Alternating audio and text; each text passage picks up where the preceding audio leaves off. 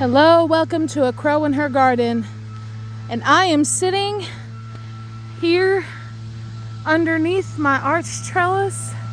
Got my cucumbers on this side, my cherry tomatoes on this side. They are just loaded with fruit. And I am now picking the gold mine of Barry's Crazy Cherries. So many of them.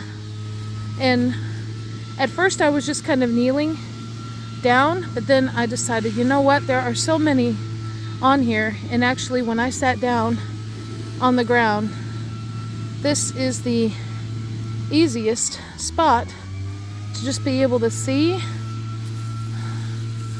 I cannot believe the amount of tomatoes. I mean, I knew that it was going to be like this, but when you finally get to the point where you can actually start picking them, this is an insane. And this is like, I'm just so excited. This is my favorite cherry tomato. They are sweet, they are fruity. I have made salsa using these. I roast them. I cut them in half and put them in salads, but like no joke, it just they seem to go on forever. How many tomatoes? I'll have to get up and check like back on the ground because I know that some are falling into the garden bed on the other side. But this has just blown my mind. The amount of tomatoes that are on these trusses.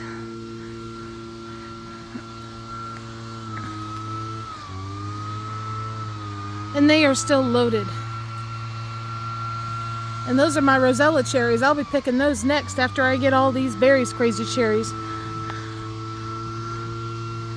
Here's this one right there. They're so delicious. I'm gonna leave that one. That one's not quite ready.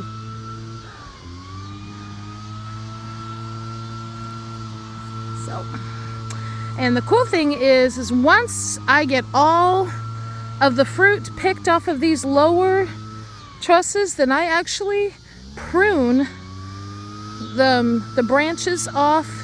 I prune the leaves so that there is nothing on the lower branches of the tomatoes. So all the stems, the main stem, will be bare going up until the next set of fruit. I mean, golly, look back here. You see way back there? All of those. Can I get them? Yes, I can. Wow. That one looked like it got a little bugger in it. Oh well. We can cut it and wash it. Oop, there's still one more. Goodness gracious.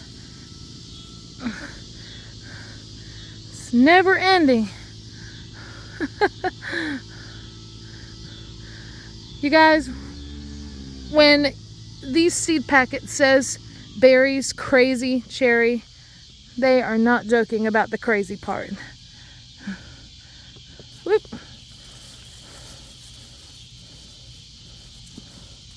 Come back. Well, you're kind of green, but maybe you'll ripen. I think that's about all I can get.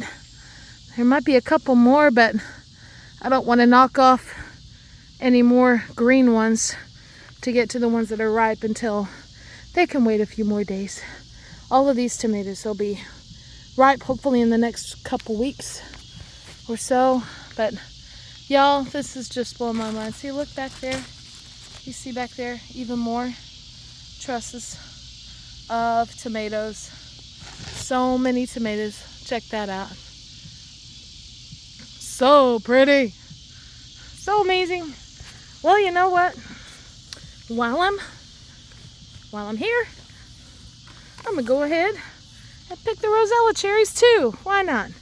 So we've had a lot of rain over the last couple days, and if you see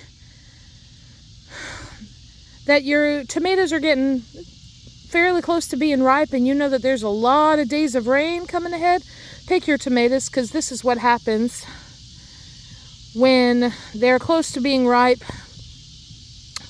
and it rains. The vines take up so much water and they put it all in the fruit and it ends up making them burst. But this is almost kind of healed over, so this will get eaten. Yep. But if you have especially the bigger tomatoes, they will bust. I know this year I opted not to grow. There's one variety that I've grown 2 years in a row called Amish paste tomatoes, and for whatever reason I never had good luck growing them because they just would split at the first sign of rain. They would split, and I ended up losing a lot of fruit because even if they weren't ripe yet, they would still split, and then by the time the fruit ripens, the split has made it mold or rot or whatever. So, but that, I'm gonna leave those there for another day. They're not quite ready yet, but I mean, my friends, just look. It's tomato season in Soddy Daisy, Tennessee. Thank you so much for watching.